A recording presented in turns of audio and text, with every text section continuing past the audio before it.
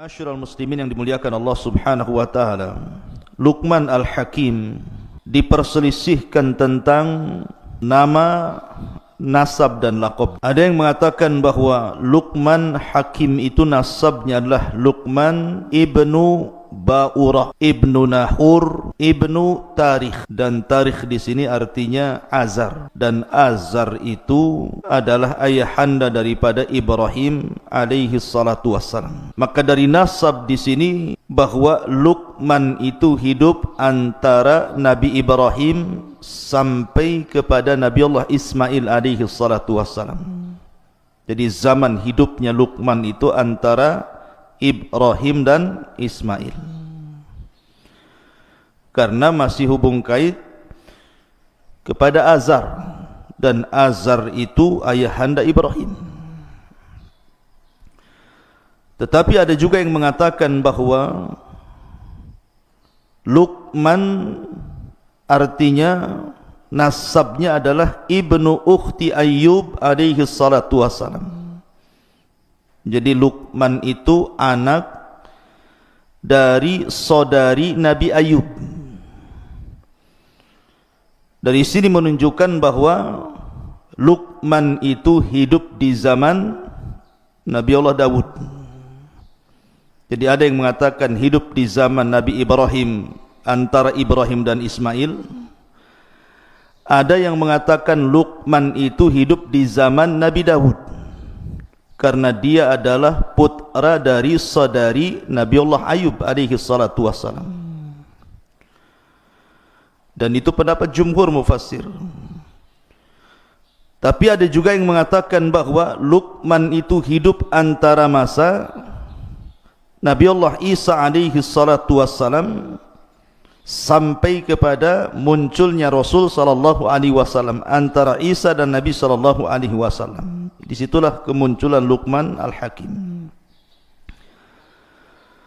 Akan tetapi pendapat yang kuat wallahu alam bahwa Luqman itu hidup di zaman Nabi Allah Dawud alaihi salatu wassalam, dan dia adalah putra saudari daripada Ayub alaihi salatu wassalam.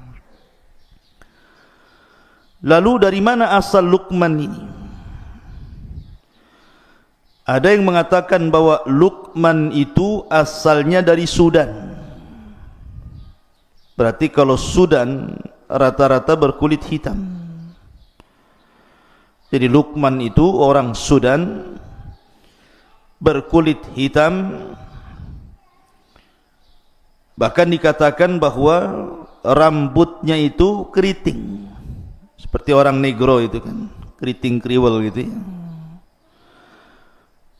Kemudian juga tebal bibirnya, dan dia orangnya pendek. Dah pendek, hitam, rambutnya kriwel, bibirnya tebal. Itulah Luqman Al-Hakim. Artinya secara fisik Luqman itu bukan orang gagah, bukan pula orang ganteng. Justru secara fisik Luqman itu adalah orang-orang yang berkulit hitam.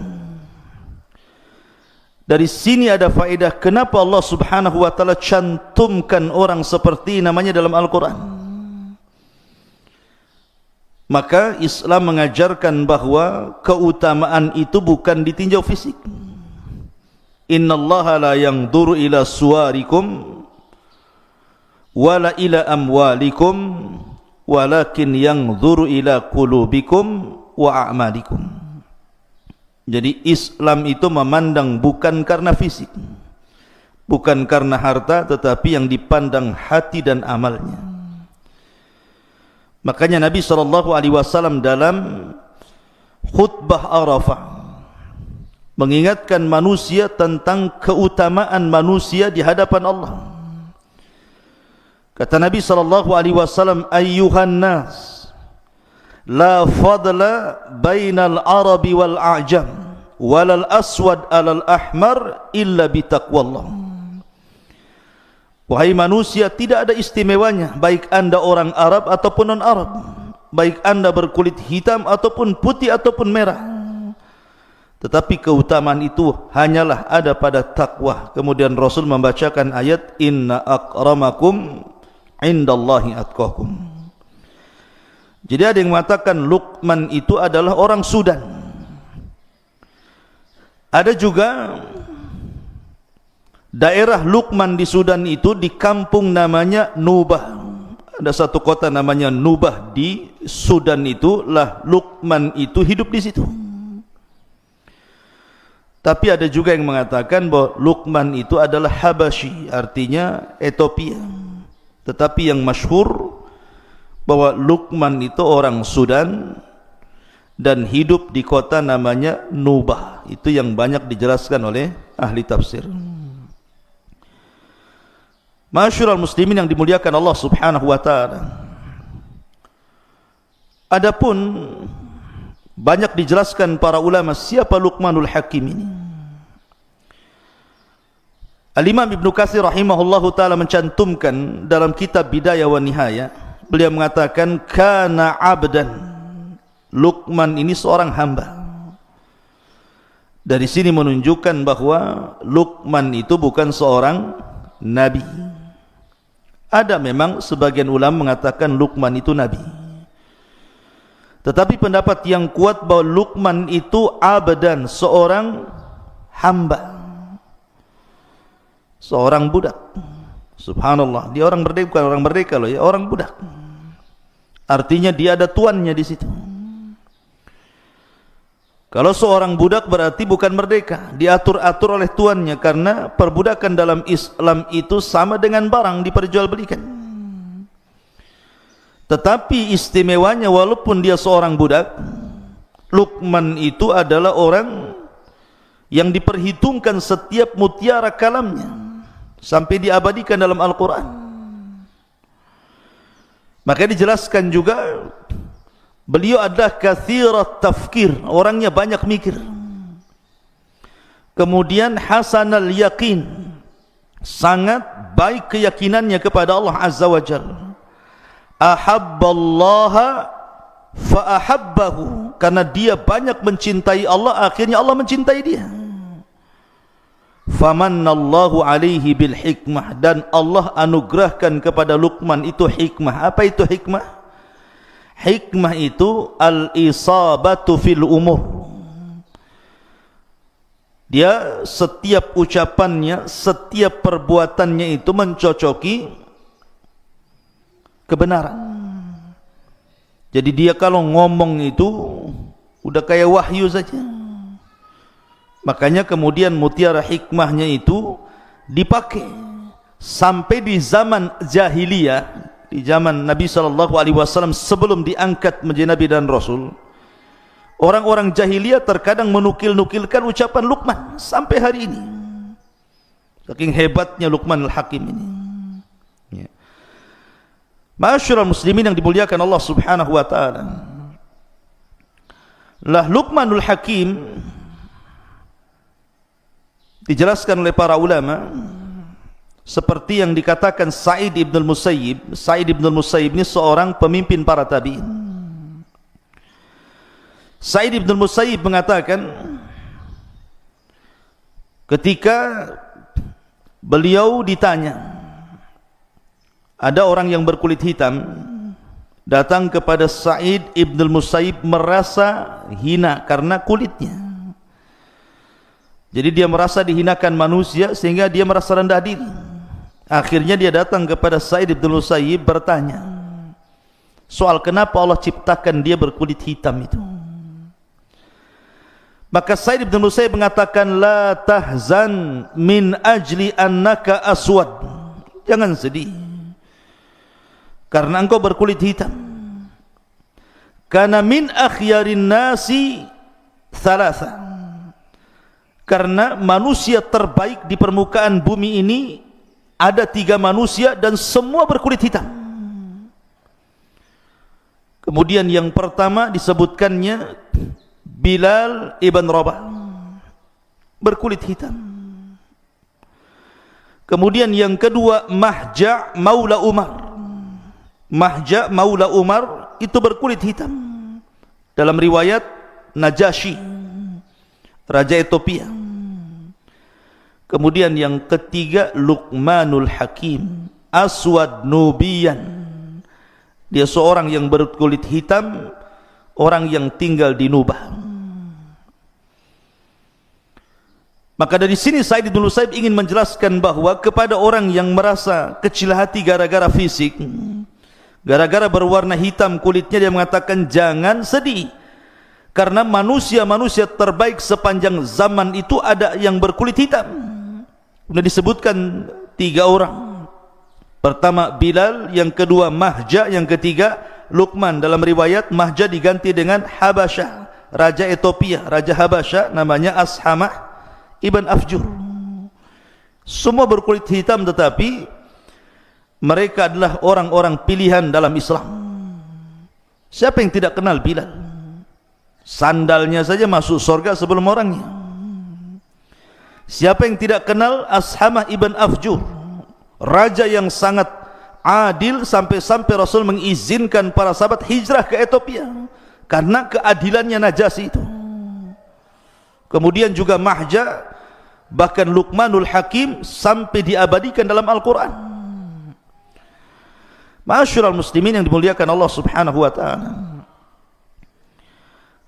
Baik, dari sini kita sudah tahu bagaimana Luqmanul Hakim. Adapun nama anaknya, karena di dalam Al-Quran itu kan bercerita tentang nasihat Luqman kepada siapa? Kepada anaknya. Ini yang kita akan ceritakan. Siapa anaknya ini? Al-Imam As-Suhaili mengatakan, yang masyhur nama anak Luqman yang dinasihati dalam Al-Quran itu namanya Tharan. Namanya Tharan. Luqman menasihati Tharan anaknya. Wa idh qala Luqmanu libnihi wa huwa ya'iduhu. Dan ketika berkata Luqman kepada anaknya siapa? Tharan. Ada yang mengatakan seperti yang disebutkan Al-Imam At-Tabari bahwa namanya Qutbah. Namanya Qutbah.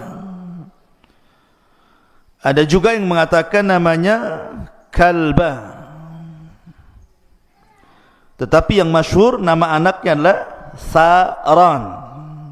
Ingat-ingat ya, namanya Tharan. Lah sebagian orang mengatakan bahwa Luqman itu punya anak, punya istri. Lah dulu anak dan istrinya itu belum mengikuti agama Luqman Al-Hakim, masih kafir. Tetapi setiap hari oleh Luqman itu dinasihati anak dan istrinya itu. Makanya salah satu nasihatnya adalah la tusyrik billahi inna syirka la zulmun azim. Janganlah engkau berbuat syirik kepada Allah, karena kesyirikan itu adalah kezaliman yang sangat besar. Lah dari kata-kata la tusyrik billahi inna syirka la zulmun azim di sini ada yang mengatakan bahwa seperti Al-Imam Al-Qushairi mengatakan karena Luqman dan ibunya itu kafir. Dinasihati sama Luqman, jangan kau melakukan kesyirikan kepada Allah, karena syirik itu kezaliman yang sangat besar. Jadi setiap hari nasihati, akhirnya keduanya mendengarkan ucapan Luqman, belakangan masuk Islam, masuk ke agama Luqman Al-Hakim. Ada yang mengatakan seperti itu. Adapun yang menunjukkan bahwa Luqman itu adalah seorang hamba, seorang budak, ada sebuah hadis yang dikeluarkan Al-Imam Ibn Jarir dari Ibn Waqi'. Jadi suatu ketika tuannya Luqman itu memanggil Luqman dan mengatakan, ya Luqman, idbah lana hadhihi syah. Wahai Luqman, sembelihkan untuk kami seekor kambing. Maka Luqman pun menyembelih kambing itu. Kemudian kata tuannya, ya Luqman, akhrij atyaba mudghataini fiha. Wahai Luqman, ambilkan dari badan kambing itu yang sudah kau sembelih, kau kuliti itu, 2 Dua perkara dari kambing itu yang paling baik, dari anggota badan kambing yang paling baik itu keluarkan, kemudian serahkan kepadaku. Kemudian tiba-tiba Luqman mengiris apa? Mengiris lidah kambing, kemudian mengambil hati kambing, diserahkan kepada tuannya dan mengatakan, inilah dari badan kambing yang paling baik, lisan dan hatinya. Kemudian dalam tempo yang lain, tiba-tiba majikannya mengatakan, idbah lana hadhihi syah, kau sembelih lagi kambing itu. Akhirnya disembelihlah kambing, kemudian dikuliti. Kata tuannya, akhrij akhbatha mudghataini fiha, sekarang ambilkan dari badan kambing itu yang paling jelek. Tiba-tiba Luqman mengiris lisan kambing itu, kemudian mengambil hatinya lagi. Majikannya heran. Kemarin disuruh menyembelih kambing, disuruh ambil bagian terbaik dalam kambing, diambilkannya lisan dan hati. Sekarang disuruh menyembelih kambing, kemudian disuruh mencari yang paling buruk dari anggota badan kambing, dipotongkan lagi lidah dan juga hati. Jadi tuannya bertanya, kenapa sama? Kenapa tidak yang lain, tidak kakinya, tidak pahanya, tidak dagingnya, kenapa itu pula yang diambilkan? Lihat bagaimana kata-kata hikmah Luqman Hakim. Makanya kenapa dia disebutkan Dzu hikmah, pemilik hikmah luar biasa. Kata Luqmanul Hakim, innahu laysa min syai'in atyab minhuma idza taba wala akhbatha minhuma idza khabutha. Wahai Tuhan, sesungguhnya lisan dan hati ini akan menjadi baik kalau baik keduanya. Kalau hati kita baik, maka lisan pun akan baik. Akan tetapi akan menjadi buruk kalau seandainya buruk keduanya. Apabila hatinya busuk, pasti lisannya pun ikut busuk. Lihat bagaimana kata-kata hikmah Luqman Al-Hakim. Kemudian juga banyak dijelaskan tentang kata-kata hikmah Luqmanul Hakim selain dalam Al-Quran, dan itu masyhur. Walaupun secara sanad memang para ulama masih fihi nazar, tetapi banyak dicantumkan di dalam kitab-kitab para ulama seperti Al-Alusi dan yang lainnya. Itu sampai mencantumkan beberapa kata-kata hikmah. Apa saja di antaranya? Luqmanul Hakim mengatakan, ya bunayya akthir min qawli rabbighfirli fa inna lillahi sa'atun la yuraddu fiha sa'il. Wahai anakku, perbanyak ucapan, ya Allah ampunilah diriku, karena Allah itu memiliki satu waktu yang tidak mungkin setiap yang bertanya ditolak oleh Allah. Ya memang dalam Islam juga ada kan waktu-waktu yang kalau antum berdoa pasti akan diijabah, seperti sepertiga malam akhir, doa dalam sujud, doa di antara dua azan gitu ya. Kemudian juga Luqman juga mengatakan, dia mengatakan, ya bunai ittaqid taqwallah tijaratan ya'tika ribhu min ghairi bida'ah. Wahai anakku, jadikan takwa itu jual belimu, maka keuntungan yang kau raih akan jauh lebih banyak tanpa modal. Takwa itu adalah perjualbelian kita dengan Allah tanpa modal, tetapi sudah jelas untungnya, kata Luqman. Kemudian juga di antara kata-katanya, ya bunai la ya'kul ta'amaka illal atqiyah wa syawir fi amrikal hukama. Wahai Luqman, jangan kau makan kecuali bersama orang-orang yang bertakwa, dan bermusyawarahlah pada urusanmu bersama orang-orang yang memiliki kebijakan akal. Ini juga di antara kata-kata Luqman Al-Hakim. Tetapi ikhwan, dari mana Luqman mendapatkan hikmah itu? Kenapa Allah berikan hikmah? Kenapa setiap untayan-untayan kata Luqmanul Hakim itu berharga? Kenapa pula setiap kata-katanya terus dinukilkan dari abad ke abad, dari zaman ke zaman sampai hari ini? Bahkan Quran mencantumkannya. Hebat kali Luqman ini. Ada apa dengan Luqman ini? Suatu ketika Luqman ini ditanya, dari mana anda mendapatkan hikmah itu? Lihat jawaban Luqman. Dia mengatakan, bi ghaddi basari, karena aku selalu menundukkan pandangan. wa kaffi lisani, dan aku selalu menjaga lisan, wa iffati mat'ami, dan aku selalu menjaga makanan yang kumasukkan ke dalam perutku, wa hifdi farji, dan selalu aku jaga kemaluanku untuk tidak berzina. Kemudian wa hifdi jari, dan aku selalu muliakan tetanggaku, wa wafai bi ahdi, aku selalu menjaga setiap amanah yang diberikan kepadaku, wa tarki ma la ya'ni, dan aku meninggalkan sesuatu yang tidak bermanfaat kepadaku. Fadzakal ladzi yusayyirani kama tara, itulah yang menjadikan kenapa aku seperti ini, kata Luqman. Oleh karena itulah maka kenapa Luqman itu diberikan seperti itu, ya karena dia banyak menjaga hal untuk dirinya. Makanya suatu ketika Luqman ini melihat Nabi Daud sedang memintal-mintal besi. Nabi Daud itu kalau membuat baju perang bukan dipanasi kemudian dipentung gitu ya, kayak pandai besi, tidak. Jadi Nabi Daud itu kalau buat pandai besi itu pakai tangannya saja, dikual-kual itu ya. Kemudian dipelintir-pelintir, akhirnya jadi baju. Nah Luqmanul Hakim suatu ketika berada di samping Nabi Daud yang sedang memintal-mintal membuat baju besi itu. Ketika itu Luqman ingin bertanya, maksudnya kenapa seperti itu?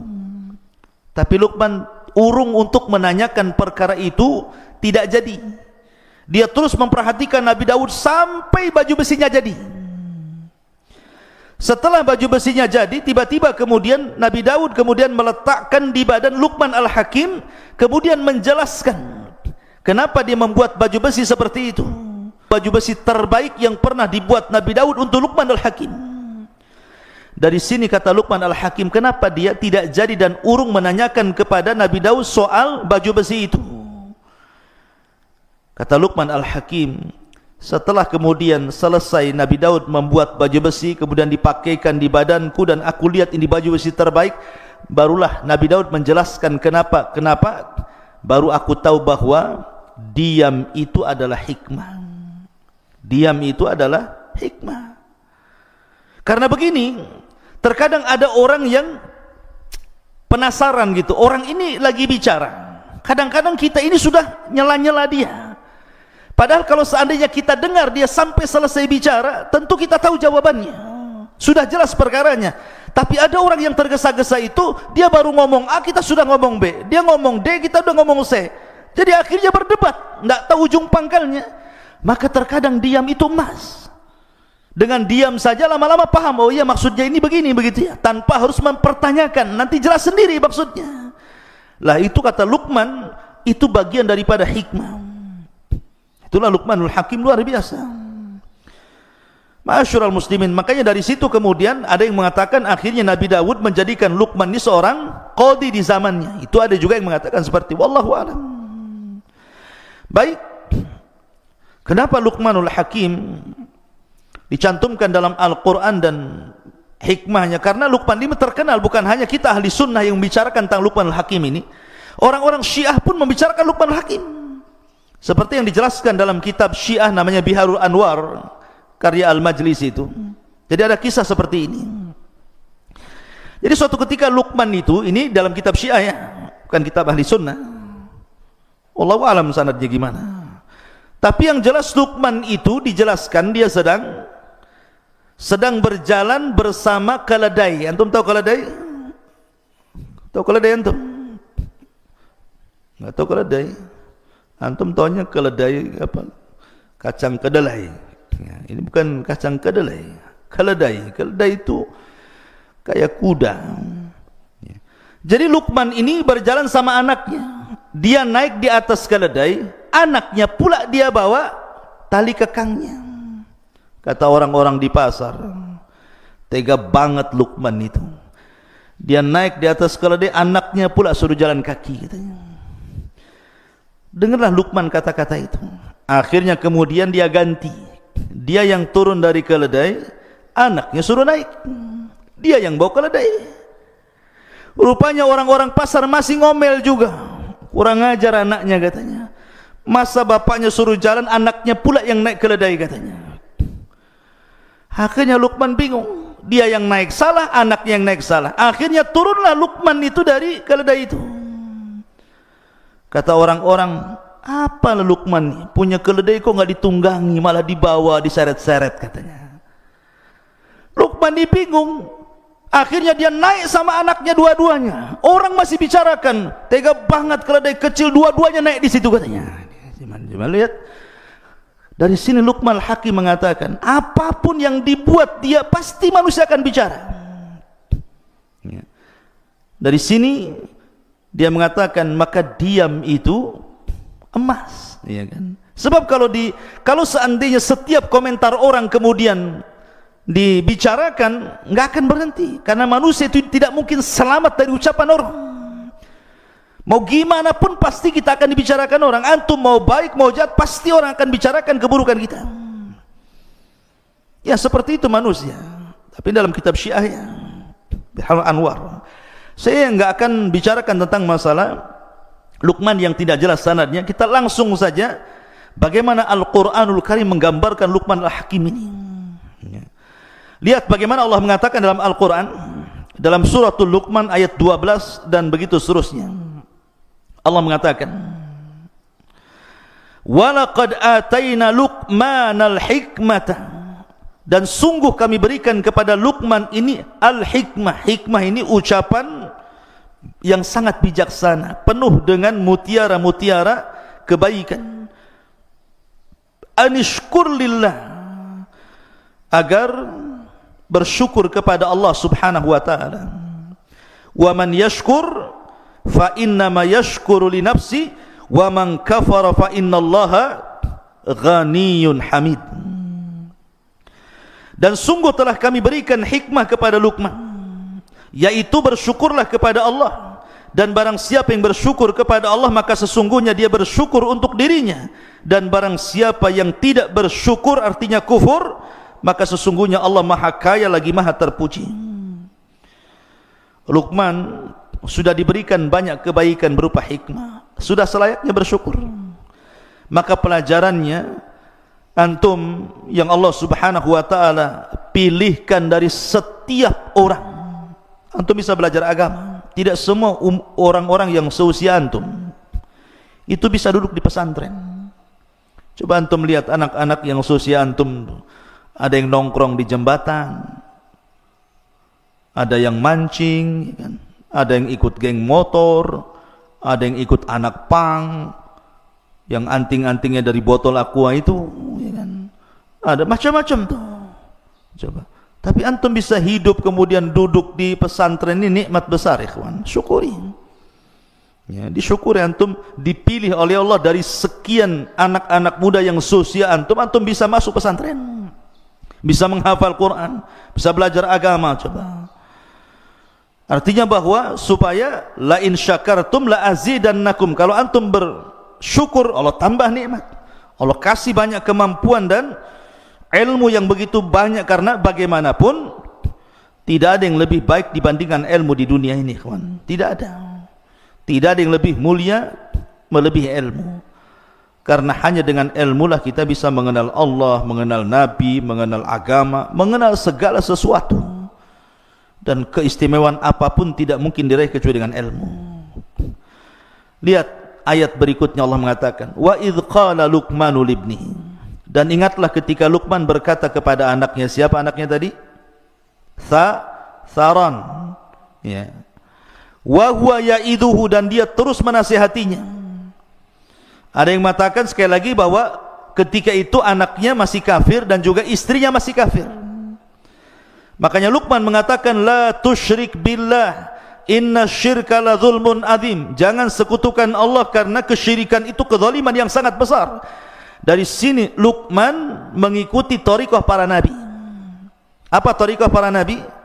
Walaqad ba'atsna fi kulli ummatir rasulan an i'budullaha wajtanibut taghut, dan kami utus pada tiap-tiap umat ini seorang rasul di mana tugasnya mereka hanya menyampaikan tauhid, sembahlah Allah dan jauhi sesembahan selain Allah alias taghut. Dia mendahulukan dakwah tauhid. Makanya antum nanti kalau sudah terjun di masyarakat, maka yang pertama kali menyerukanlah dakwah tauhid, hancurkan kesyirikan, ajak manusia menyembah Allah Subhanahu wa taala. Karena di zaman sekarang terlampau banyak orang-orang yang terjerumus kepada kesyirikan, mulai orang datang ke dukun, orang percaya tangkal, padahal di zaman sekarang loh ya, masih percaya klinik itu kan aneh. Tetapi begitulah syaitan menundukkan manusia agar tidak mentauhidkan Allah dan dijerumuskan kepada kesyirikan, sehingga banyak orang-orang cerdas, pandai, sekolah tinggi-tinggi masih juga datang ke dukun ya, memelihara tangkal, jimat dan yang semacamnya. Kemudian Allah mengatakan, wa wassaynal insana biwalidayhi. Setelah Luqman menasihati anaknya agar jangan menyekutukan Allah, kemudian belakangan anak dan istrinya masuk Islam, mentauhidkan Allah, baru Luqman mengingatkan tentang wasiat bahwa amalan terbaik setelah tauhid apa? Birrul walidain. Ingat birrul walidain, ikhwan. Antum ketika mondok di sini itu dalam rangka birrul walidain. Betapa banyak orang tua di zaman sekarang itu mengharap bahwa dengan dipondokkannya antum di sini itu pulang itu menjadi anak yang berbakti loh. Hanya itu di zaman sekarang. Karena terlampau banyaknya anak-anak muda nakal enggak karu-karuan, akhirnya harapan orang tua itu yang penting anak saya baik. Makanya saya nasihatkan sama antum, kalau libur kayak kemarin gitu ya, harusnya mencerminkan antum itu dididik di pesantren. Karena banyak juga berita-berita yang sampai ke telinga ustadz nih, macam-macam cerita antum di rumah itu. Bahkan ada orang tua itu melihat antum tidak kerasan, bagusnya di pondok saja anak saya ustaz gitu. Lah ini kan lucu. Di mana-mana ya kalau orang tua sudah enggak ketemu anak itu, jangankan 1 tahun 1 bulan saja rindu pengen satu rumah. Ada pula orang tua yang tak rindu lihat antum tuh kayak lihat apa gitu kan. Tolonglah ustaz, kapan masuk lagi? Masukkan anak saya, udah enggak karu-karuan di sini. Lah, kok bisa kayak gitu tuh? Anak saya sudah pergaulannya ini enggak beres nih, bukannya mempengaruhi orang, dia pula yang terpengaruh. Harusnya dia mewarnai orang, dia pula yang warna-warni enggak jelas katanya. Ini kan heran antum ini. Harusnya seorang santri kalau balik ya harus nampak loh saya ini berbeda dengan anak-anak yang lainnya. Makanya di sini Allah mengatakan wa wassaynal insana biwalidayhi. Kami wasiatkan kepada manusia itu berbuat baik kepada kedua orang tuanya. Apa alasannya? Lihat bagaimana Allah mengatakan, hamalathu ummuhu wahnan ala wahnin. Kemudian wa fisaluhu fi amaini anishkurli wa liwalidayka ilayyal masir. Karena ketika orang tua mengandung saya, antum atau siapapun, itu kelemahan di atas kelemahan, ikhwan. Kemudian disusui 2 tahun. Bagaimana ketika antum tengah malam bangun, orang tua ikut bangun, antum nangis, orang tua ikut bangun, antum sakit, orang tua stres, macam-macam loh. Makanya kenapa ketika ada seorang sahabat datang kepada Rasul, kemudian dia mengatakan, ya Rasulullah, di antara sekian banyak manusia itu yang pertama kali saya berbuat baik kepada siapa? Maka Rasul mengatakan, ummuka, ibumu. Siapa lagi Rasul? Ummuka, ibumu. Siapa lagi Rasul? Ummuka, ibumu. Baru yang keempat, abuka, bapamu. Kenapa coba? Kenapa disebut 3 kali ibu kemudian 1 bapa? Kata para ulama, pertama karena ibu yang mengandung, yang kedua ibu yang melahirkan, yang ketiga ibu yang menyusui. Dari situlah Rasul mengatakan ummuka, ummuka, ummuka 3 kali. Karena ini bukan perkara mudah. Mengandung loh 9 bulan itu bukan perkara mudah. Antum enak tidur, bisa tengkurap, bisa miring kanan, miring kiri. Nah, nanti kalau antum sudah punya istri kemudian hamil, tidak bisa itu antum itu tengok istri tengkurap lagi hamil besar. Nggak bisa, tidur saja satu posisi, stres dia ya. Belum lagi kemudian melahirkan, meregangkan nyawa. Makanya Abdullah ibn Abbas radhiyallahu anhuma atau Abdullah ibn Umar radhiyallahu anhuma, ketika ada orang menghajikan orang tua dari negeri yang sangat jauh, zaman itu kan belum ada kendaraan, belum ada apa namanya macam sekarang ada alat untuk bawa orang sakit gitu ya. Digendong dari negerinya itu loh, jalan kaki sampai ke Mekah. Kemudian dia tawaf, digendong ibunya, sa'i digendong ibunya, lempar jumrah digendong ibunya, sampai selesai manasik haji 6 hari itu ibunya berada di pundaknya. sampai kelelahan, keletihan. Dia datang kepada Abdullah ibn Umar radhiyallahu anhu dan mengatakan, wahai Abdullah ibn Umar, apakah dengan aku menggendong ibuku dari negeriku sampai ku hajikan, selesai haji sampai keletihan, sudah kutebus kebaikan kedua orang tua ku, wahai Abdullah ibn Umar? Lihat jawaban Abdullah ibn Umar, walau zafara min zafaratiha, ketahuilah bahwa hentakan nafas ibumu saat melahirkan kamu, satu kali hentakan itu tidak bisa ditandingi. Satu kali hentakan, coba bayangkan, tidak bisa ditandingi. Sementara kita kan tahu itu, kalau orang melahirkan itu berapa kali nafas gitu ya. Satu kali nafas yang keluar saat mengeluarkan antum saja, itu tidak sebanding dengan kebaikannya. Dari sini ikhwatu fiddin, penting berbuat baik. Makanya ada laki-laki dari Yaman itu datang kepada Rasulullah ingin terlibat dalam jihad dan mengatakan, ya Rasul, alhiqni bil jihad. Rasul, libatkan aku dalam jihad. Aku sudah jalan kaki dari Son'ah ke Madinah. Itu bukan perjalanan sebentar tuh. Tapi Nabi SAW mengatakan, ahayyun walidaik, masih hidup kedua orang tuamu. Rasul tidak bertanya skillnya, emang kau jihad bisa apa? Bisa mana? Bisa pedang? Bisa naik kuda? Sudah pernah membunuh? Sudah berjihad? Tidak. Rasul tidak bertanya soal skill perang. Rasul hanya mengatakan, ahayyun walidaik, hidup orang tuamu. Kata anak muda ini, masih wahai Rasul. Ketika ku tinggalkan dia nangis. Maka Rasul mengatakan, irji fa fihi mafajahid, pulang. Berjihadlah kepada kedua orang tuamu, buat dia tertawa sebagaimana kau buat dia menangis. Lihat bagaimana Nabi SAW mengajarkan birrul walidain penting. Kenapa? Anishkurli wali walidaika ilayyal masir. Karena syukur kepada Allah belum dikatakan syukur sampai anda bisa bersyukur kepada kedua orang tua. Kemudian setelah itu Luqman mengatakan, wa in jahadaka ala an tusyrika bima laysa laka bihi ilmun fala tuti'huma wa sahibhuma fid dunya ma'rufa. Jika kedua orang tuamu menyuruh kamu untuk menyekutukan diriku dengan siapapun selainku, dengan sesuatu tanpa ilmu, jangan taati keduanya.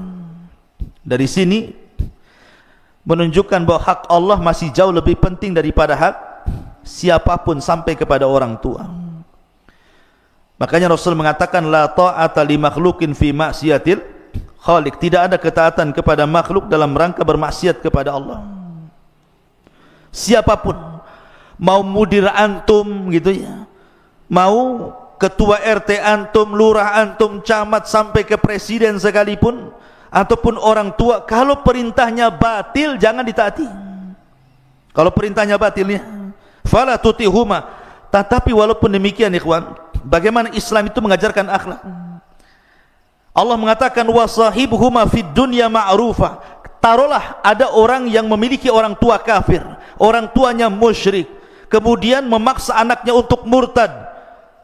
Satu sisi kita tidak boleh ya mentaati perintah orang tua, tapi sisi lain berbuat baik itu hukumnya wajib walaupun orang tua kafir. Kecuali kalau orang tuanya itu kafir harbi, beda ya, seperti kisahnya siapa? Abu Ubaidah ibnul Jarrah gitu ya, sampai membunuh bapaknya. Kenapa? Karena bapaknya terlibat perang dan ikut dalam pasukan Abu Jahal.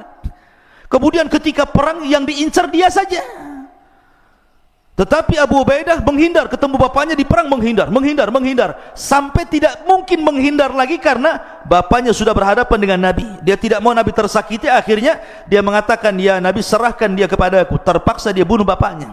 Kenapa? Karena sudah mengancam nyawa Nabi. Dibunuh tuh bapaknya Abu Ubaidah bin Jarrah oleh Abu Ubaidah bin Jarrah. Sampai orang mengatakan, bagaimana mungkin Abu Ubaidah bin Jarrah akan diampuni dosa-dosanya sementara dia sudah membunuh ayahnya? Maka dia pun sedih. Sampai akhirnya dia mengatakan, aku tidak pernah membunuh ayahku, yang aku bunuh kesyirikan dalam badannya. Kemudian dia pun sedih sampai turun ayat ini, wa in jahadaka ala an tusyrika bima laysa laka bi ilmun fala tuti'huma. Ya. Ada yang mengatakan ayat ini turun kepada Sa'ad bin Abi Waqqas. Sa'ad bin Abi Waqqas itu orang kaya, orang tuanya dia masuk Islam, orang tuanya masih kafir. Dia paksa Sa'ad bin Abi Waqqas, kau harus kufur lagi. Kata Sa'ad, tidak mau. Kau harus kufur, tidak mau. Sampai akhirnya orang tua yang mengatakan, kalau engkau tidak kembali kepada agama nenek moyangmu, aku akan mogok makan, mogok minum sampai ku mati, katanya. Tapi karena melihat orang tuanya Sa'ad bin istiqomah di agama Rasul sallallahu alaihi wasallam, akhirnya dia pun menghentikan mogok makan dan mogok minumnya, padahal dia sudah hampir mau mati. Karena Sa'ad mengatakan kepada ibunya, "Lau kanat laki mi'atu nafsan, lau kanat laki mi'atu nafsan, thumma kharajti nafsan ma kharajtu an dini." Wah ibuku, kalau kau punya 100 nyawa, kau keluarkan satu-satu agar aku meninggalkan agamaku. Jangan harap aku meninggalkan agamaku. Kalau kau mau makan, makan silahkan. Enggak juga enggak masalah. Akhirnya ibunya makan juga. Lapar. Ya.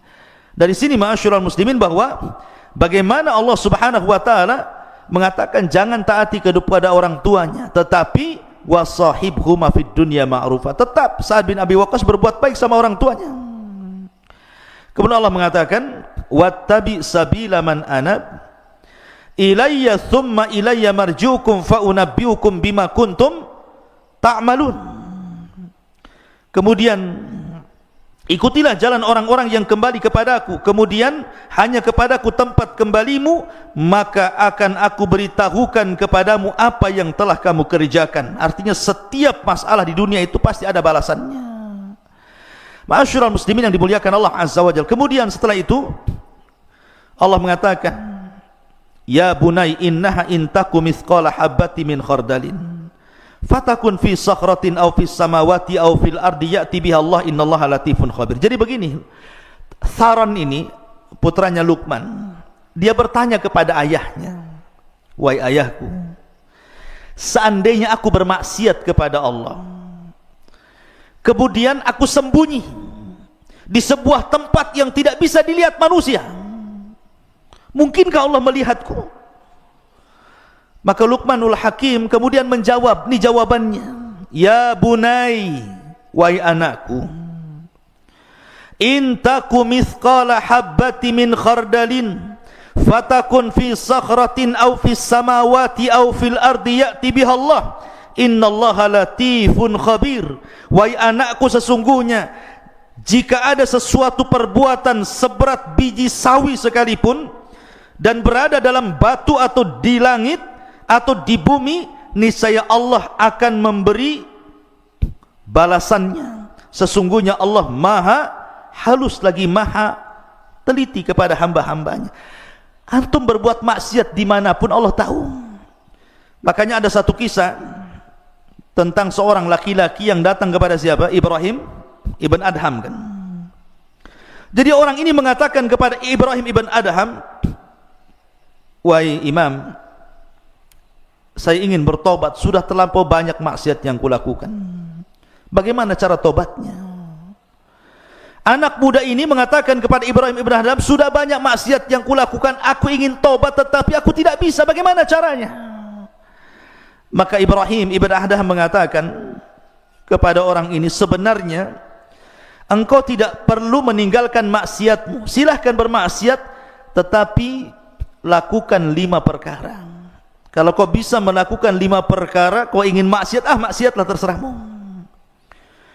Kemudian orang ini mengatakan, hat ya Aba Ishaq, oh senang kali, seperti apa 5 perkara agar aku tetap bermaksiat?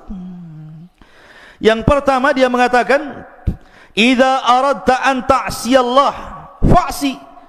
Kalau memang engkau ingin bermaksiat, silakan bermaksiat, tetapi fala ta'ku rizqahu, jangan kau makan rizki dari Allah. Kalau engkau tidak makan rizki dari Allah, kau makan dari rizki selain daripada Allah, silahkan kau maksiat. Tapi kalau kau makan dari rizki Allah, kenapa pula kau bermaksiat kepada zat yang telah memberikan rizki kepadamu? Kemudian yang kedua, idza aradta an ta'siyahu, kalau engkau memang ingin bermaksiat, silahkan, falyasi, fala taskun syai'an min biladihi, tapi syaratnya kau jangan tinggal di satu jengkal dari bumi-bumi Allah. Silakan cari bumi yang lain, kau maksiat di situ. Tapi kalau engkau masih menginjak bumi Allah dan kau bermaksiat kepada buminya, jangan kau lakukan. Kemudian yang ketiga, idza aradta an ta'siyallah falyasi, kalau engkau ingin bermaksiat kepada Allah, silahkan, tetapi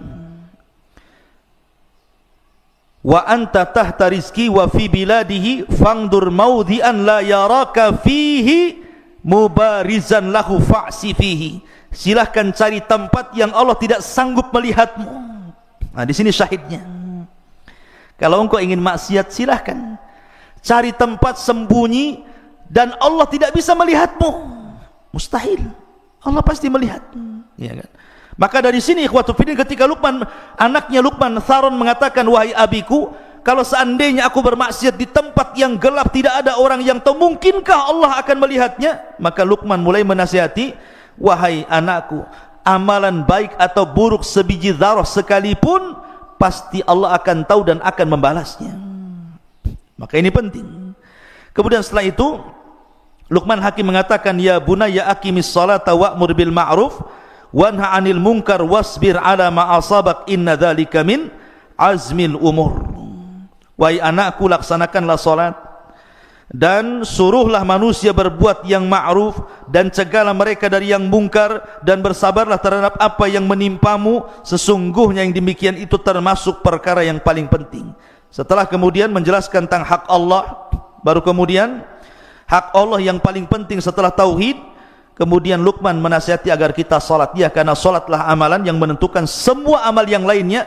Begitulah Nabi mengatakan, awwal man yuhasabu bihil abdu yaumal qiyamah salatuhu, fa in saluhat salatuhu saluha sairu amalihi, wa in fasadat salatuhu fasada sairu amalihi. Artinya salat itu menentukan semua amal. Kemudian Allah mengatakan, wala tusair khaddaka linnas wala tamshi fil ardi maraha innallaha la yuhibbu kulla mukhtalin fakhur. Dari sini Luqman mulai bicara tentang akhlak. Luqman mengatakan kepada anaknya, dan janganlah kamu memalingkan wajahmu dari manusia karena sombong, dan janganlah berjalan di permukaan bumi dengan angkuh. Sesungguhnya Allah tidak suka orang-orang yang sombong dan membanggakan diri. Lihat bagaimana akhlak diajarkan Luqman kepada anaknya. Artinya apa yang kita sombongkan coba? Wallahu akhrajakum min butuuni ummahatikum la ta'lamuna syai'a. Ketika kita dikeluarkan dari perut ibu, kira-kira apa yang terjadi dengan bayi? Tidak tahu apa-apa, melihat pun belum, mendengar pun tidak bisa, bergerak pun terbatas, tenaga pun tidak ada. Baru kemudian tumbuh besar, Allah berikan pandangan, Allah berikan pendengaran, Allah berikan akal, kecerdasan, kemudian tenaga kuat. Tiba-tiba yang satu jadi profesor, yang satu jadi pilot, yang satu jadi dokter, yang satu jadi macam-macam. Tiba-tiba sombong. La haula wala quwata illa billah. Itu semua nikmat Allah. Makanya kenapa al-jaza min jinsil amal, bahwa setiap perbuatan itu disesuaikan dengan perbuatannya. Nanti pada hari kiamat orang-orang yang sombong itu akan diciptakan oleh Allah seperti dzarrah, seperti semut kecil. Di padang mahsyar itu orang-orang yang sombong itu nanti badannya dikecilkan oleh Allah seperti semut, kemudian akan berjalan di antara orang-orang yang besar. Terkadang terinjak, terkadang harus menghindar dari kaki orang. Itu orang sombong, dia merasa besar di dunia, di akhirat dibuat kayak seperti semut yang akan diinjak-injak manusia. Al-jaza min jinsil amal. Kalau Allah mengatakan waqsid fi masyik waghdud min sautik inna ankaral aswat la sautul hamir. Dan yang terakhir Luqman mengatakan, dan sederhanakanlah dalam berjalan dan lunakkanlah suaramu, sesungguhnya seburuk-buruk suara adalah suara keledai. Begini ikhwan, perhatikan kalimat seburuk-buruk suara suara keledai. Yang menciptakan keledai siapa? Allah. Yang menciptakan suara keledai siapa? Allah. Yang mengatakan seburuk-buruk suara keledai siapa? Allah. Apa coba? Yang menciptakan keledai Allah, yang menciptakan suara keledai Allah, yang mengatakan seburuk-buruk suara adalah suara keledai Allah juga. Apa hikmahnya?